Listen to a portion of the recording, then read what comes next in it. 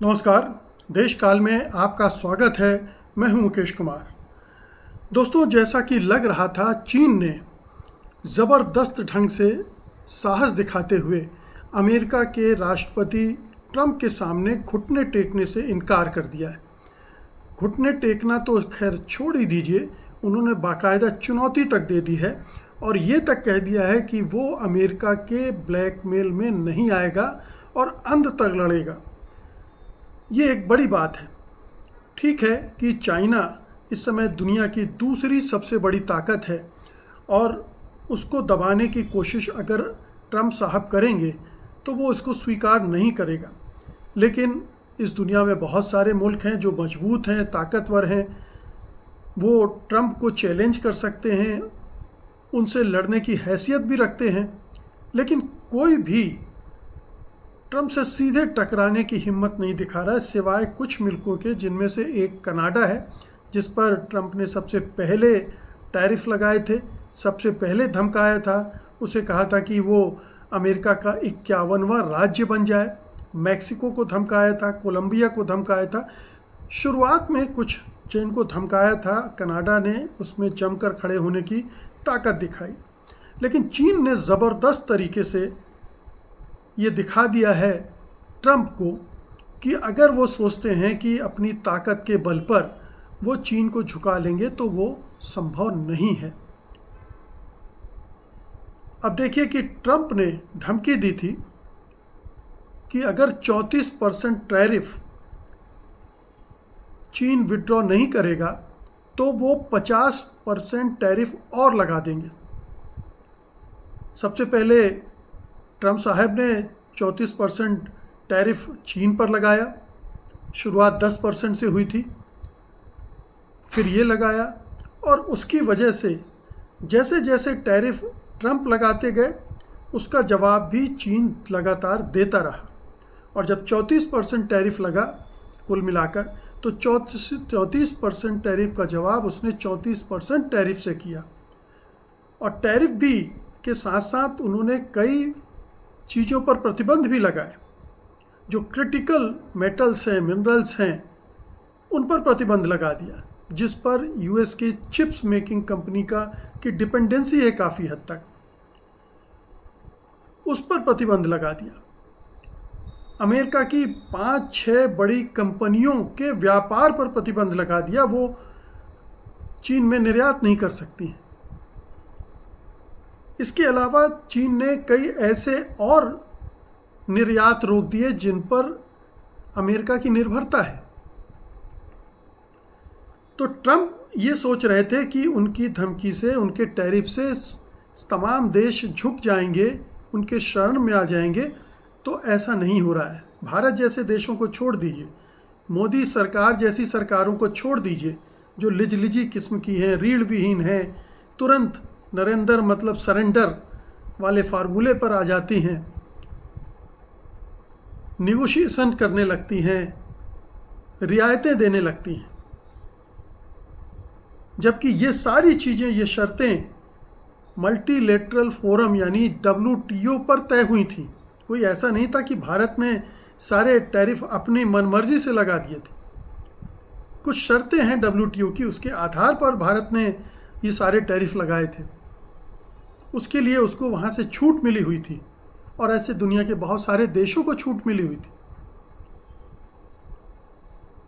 अगर वो छूट न मिलती तो बड़े मुल्क कब का भारत पर कब्जा कर चुके होते, अपने उत्पादों से पाट चुके होते देश को। हमारी इंडस्ट्री जो थोड़ा बहुत बच गई है उसको तबाह कर दिया होता। अब मोदी सरकार को इसकी चिंता नहीं है। क्यों चिंता नहीं है? इसके बहुत सारे कारण हो सकते हैं। कुछ हम सब जानते हैं, कुछ नहीं जानते। उनके बारे में बहुत सारे कयास लगाए जा रहे हैं। मैं उन कयास पे नहीं जाता। भारत के प्रधानमंत्री हैं, उनको संदेह से परे होना चाहिए। देशवासी उन पर संदेह क्यों करें? लेकिन ये संदेह उन्होंने खुद खड़े किए हैं, उनके अपने आचार व्यवहार से खड़े हुए हैं, उनके अपने कमज़ोरियों से खड़े हुए हैं। तो भारत सरकार की बात आज मैं नहीं करने जा रहा हूँ, मैं उस पर कर चुका हूँ। मैं चीन की बात कर रहा हूँ। कि चीन इस समय रास्ता दिखा रहा है दुनिया को कि ट्रंप से लड़ा जा सकता है, ट्रंप से लड़ा जाना चाहिए। ये काम यूरोपियन यूनियन भी कर रही है, लेकिन उस अंदाज में नहीं जैसे चीन कर रहा है। चीन जितना आप हमारे ऊपर टैरिफ लगाओगे उतना हम लगाएंगे। यूरोपियन यूनियन अभी बार्गेनिंग और निगोशिएशन के ज़रिए इसको सुलझाने की कोशिश कर रहा है, जिसमें अपर हैंड ट्रंप का तुरंत हो जाता है कि ट्रंप ने इतना लगा दिया, अब यहाँ कंसेशन करके थोड़ा बहुत एक कारोबारी जो बार्गेनिंग के ज़रिए ज़्यादा से ज़्यादा आपसे शोषण कर लेना चाहता है, उस अंदाज में वो काम कर रहे हैं। और जो देश उनके साथ 1-to-1 बार्गेनिंग में जा रहे हैं, इस तरह से चुपचाप खामोशी के साथ बिना कोई प्रतिरोध किए, उनको तो ट्रंप बड़े आसानी से निचोड़ लेंगे और निचोड़ रहे हैं। अभी जब भारत का अमेरिका के साथ समझौता सार्वजनिक होगा कि किन शर्तों पर दोनों के बीच में सहमति बनी है, तब हमें समझ में आएगा कि हमारे किन किन हितों को इस सरकार ने बलि चढ़ा दिया है। लेकिन चीन ने एक अलग लाइन ले रखी है, और उस लाइन में केवल आर्थिक हितों की बात नहीं है, क्योंकि आर्थिक हित अगर देखें आप तो चीन के ज़्यादा दांव पे लगे भारत की तुलना में।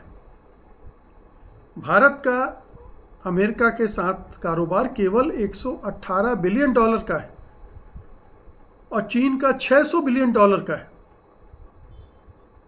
भारत के साथ अमेरिका जो व्यापार कर रहा है उसमें केवल 38 बिलियन डॉलर का घाटा है, जबकि चीन के साथ जो व्यापार कर रहा है अमेरिका, उसमें 295 बिलियन डॉलर का घाटा है उसको।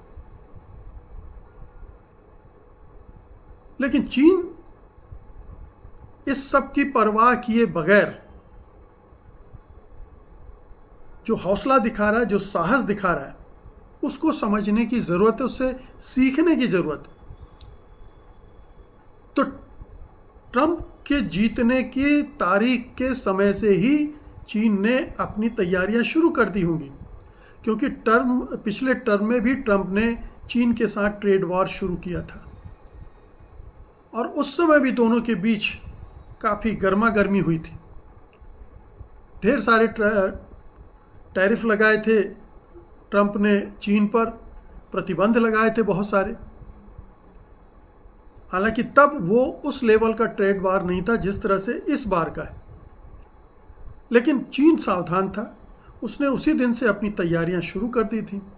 उसके पास डेफिनेटली एक अल्टरनेट प्लान भी होगा कि अगर हमारे लिए अमेरिका का मार्केट बंद होता है या कम होता है, तो दुनिया के दूसरे कौन से मार्केट हैं जहां पर हम अपने उत्पाद ले जा सकते हैं। और चीन के पास भरपूर उत्पाद हैं, अच्छे उत्पाद हैं, टेक्नोलॉजी में लगातार तरक्की कर रहा है। उसने अभी नया डिजिटल पेमेंट सिस्टम लॉन्च कर दिया है, PMB, जो कि स्विफ्ट के समानांतर काम करेगा। 10 आसियान देशों ने उसमें ज्वाइन भी कर लिया है। वो अपनी उन लोकल करेंसी में व्यापार करेगा, मतलब डी-डॉलराइजेशन भी हो रहा है उसके ज़रिए। डॉलर के बिना व्यापार हो रहा है, जो कि ट्रंप को सबसे ज़्यादा चुभ रहा है। उन्होंने धमकाया भी था भारत को कि ब्रिक्स अगर डी-डॉलराइजेशन के बारे में सोचेगा तो फिर मैं 100% टैरिफ लगा दूंगा। ये धमकी दी थी ट्रंप ने। भारत डर गया, नहीं हम कुछ नहीं कर रहे। लेकिन चीन ने ये डिजिटल पेमेंट सिस्टम लॉन्च कर दिया है और धीरे धीरे उसको एक्सपेंड भी कर लेगा। स्विफ्ट का पर निर्भरता खत्म। स्विफ्ट उनके साथ कभी कोई ज्यादती नहीं कर पाएगा, जैसा कि पुतिन के साथ किया जब यूक्रेन वार शुरू हुई। तो चीन की तैयारी अपनी एक आगे की है, 4 कदम आगे की है। वो सोच कर चल रहे थे कि हमें क्या करना है, क्या तैयारी करनी। इस ट्रेड वार आने वाला है तो हमें उसके लिए अपने को कैसे तैयार रखना है और कैसे उसको जीतना है। क्या आपको कभी मोदी सरकार से ये चीज़ सुनने में आई? कहीं कोई हलचल दिखी? मोदी जी तो कुछ दूसरे ही कामों में लगे थे। उन्हें वक्फ बोर्ड की ज़्यादा चिंता सता रही थी। उन्हें राम मंदिर, जानकी मंदिर, राम दरबार, इस तरह की चीज़ों पर उनका ध्यान ज़्यादा है। राम सेतु, ये जो हमला टैरिफ के रूप में आ रहा है, उसका मुकाबला करने की कोई रणनीति भारत सरकार के पास दिखी नहीं, हमें अभी तक नहीं दिखी। लेकिन चीन ने उसकी तैयारी कर रखी थी। तो मैं ये कह रहा था कि ये केवल मामला व्यापार का, ट्रेड वॉर का, आर्थिक हितों की रक्षा भर का नहीं है। ये देश की प्राइड का, गौरव की रक्षा का भी मौका है। क्योंकि अगर देश ऐसे मौक़ों पर कमज़ोरियां दिखाता है, झुकता है, सरेंडर करता है, तो उसकी छवि अंतर्राष्ट्रीय जगत में उसी तरह की बन जाती है। हम 10 साल से मोदी के बारे में क्या क्या सुनते रहे कि वो तो दुनिया के अब शक्तिशाली प्रधानमंत्रियों से की तुलना में खड़े हो गए हैं। ज़बरदस्त नेता हैं वो, उनका डंका बजता है और उन्होंने भारत को दुनिया का सर्वशक्तिमान देश बना दिया है। लेकिन यहाँ क्या हो रहा है? उन्होंने क्या हासिल किया? क्या दिखाया दुनिया को? क्या उन्होंने भारत के गौरव की, स्वाभिमान की चिंता की? एक भी उनका बयान, एक भी उनकी कार्रवाई क्या ये साबित करती है? बल्कि उन्होंने तो और भी उसे नीचे गिरा दिया। भागे भागे गए ट्रंप से मिलने, न्योता नहीं आया मिलने उद्घाटन समारोह का, तो जयशंकर को भेजा, फिर खुद पहुंच गए और ट्रंप ने उन्हें सामने बिठाकर खरी खोटी सुनाई, वही ही करते रह गए। तो एक तरफ इस तरह का प्रधानमंत्री, इस तरह का नेता है, और दूसरी तरफ चीन है जिसके नेता शी जिनपिंग हैं, जो ऐसी कठिन परिस्थितियों में ट्रंप से लोहा लेने की हिम्मत दिखा रहे हैं, लोहा ले रहे हैं। और ये नेशनल प्राइड की बात है। अगर चीन इस मामले में समझौता कर ले तो सोचिए चीन की दुनिया भर में क्या छवि बनेगी, क्या साख रह जाएगी, और उसके नेतृत्व की क्या साख रह जाएगी। चीन और चीन का नेतृत्व इस चीज़ को समझता है। उसने वो आर्थिक शक्ति भी हासिल कर ली है, वो आत्मविश्वास भी है उसके पास कि वो इस परिस्थिति का मुकाबला कर सकता है, क्योंकि उसने उसकी तैयारी की हुई है। वो अंदर से इतना मजबूत है। ठीक है, भारत अंदर से उतना मजबूत नहीं है, लेकिन उसके भी रास्ते निकाले जा सकते थे। प्रधानमंत्री राष्ट्रीय स्तर पर संबोधित करते देश को और बोलते कि ये संकट आ गया है और हमें अब अमेरिकी वस्तुओं का इस्तेमाल नहीं करना है, हमें अमेरिकी वस्तु खरीदनी ही नहीं, उसका बहिष्कार करना है, जैसा कि कनाडा के प्रधानमंत्री उस समय जस्टिन ट्रूडो ने किया था और उनको भरपूर समर्थन मिला था। अगर ये प्रधानमंत्री नरेंद्र मोदी करते तो सोचिए आज देश में क्या फिजा होती। मोदी जी की जय जय हो रही होती, उनकी जो रेटिंग नीचे आ गई है, उनकी प्रतिष्ठा जो नीचे गिर गई है, उनकी छवि जो जिस पे दाग लग गए हैं, वो फिर से चमक जाती।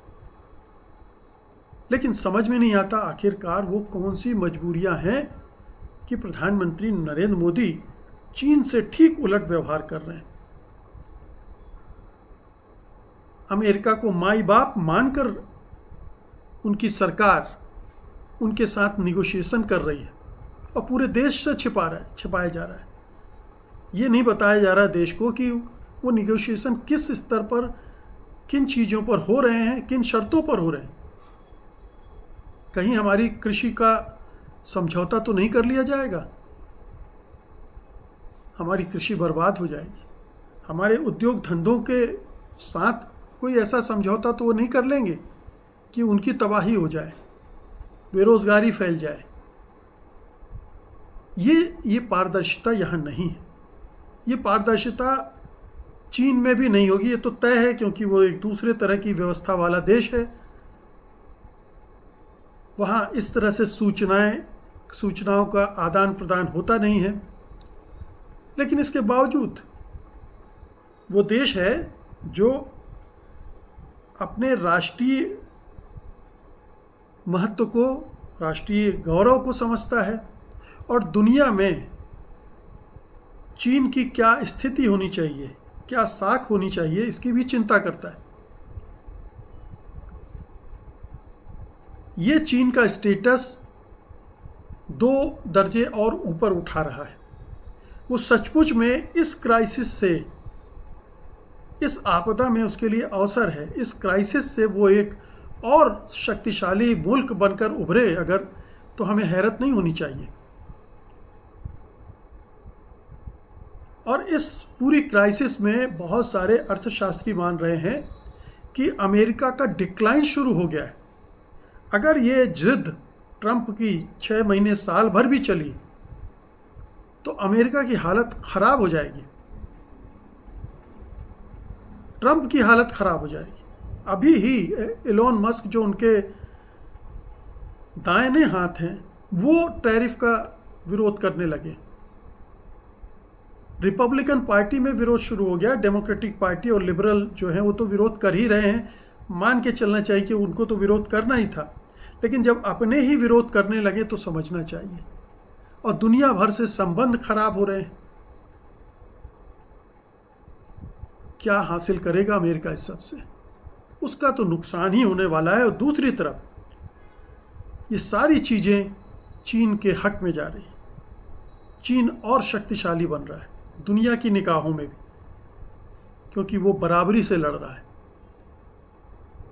महाशक्ति भी बन चुका है, आर्थिक महाशक्ति भी है, और ये उसमें साहस भी है, दुस्साहस भी है कि सबसे बड़ी सुपर पावर को चैलेंज करे, उससे उसकी आंखों में आंखें डालकर बात करे और फैसले ले।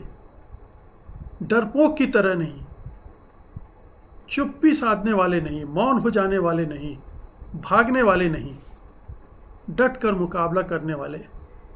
ये छवि बनेगी और यही एक देश को बड़ा देश बनाती है। उसका जो आभा मंडल है उसको विशाल करती है, भव्य करती है। चीन इस रास्ते पर है और हिंदुस्तान किस रास्ते पर है, आप अंदाज़ा लगा सकते हैं इस पूरी बातचीत से। बहुत बहुत शुक्रिया आपका। धन्यवाद। नमस्कार।